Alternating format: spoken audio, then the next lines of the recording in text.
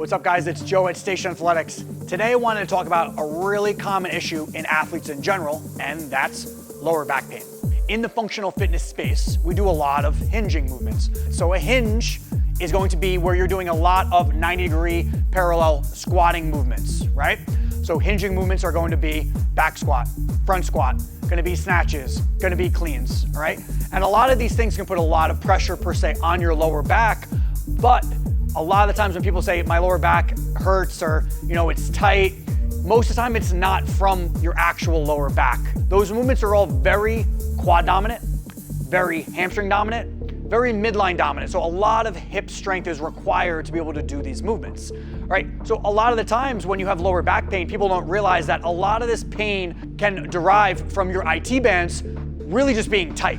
So what I wanted to kind of go over today is when I see or hear someone saying, Joe, I have lower back pain or I have lower back issues, a lot of the times I'm gonna recommend different things before we actually assess, is this actual back pain?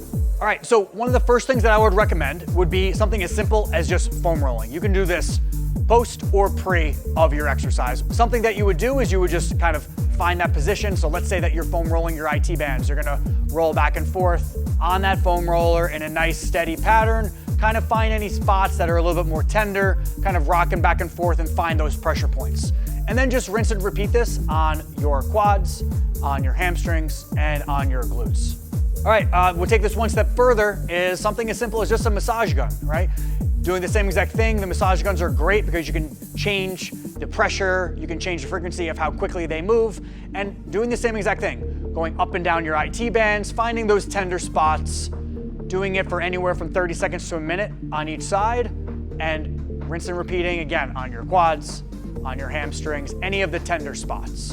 And one of the most overlooked things is something as simple as body activation or priming, right?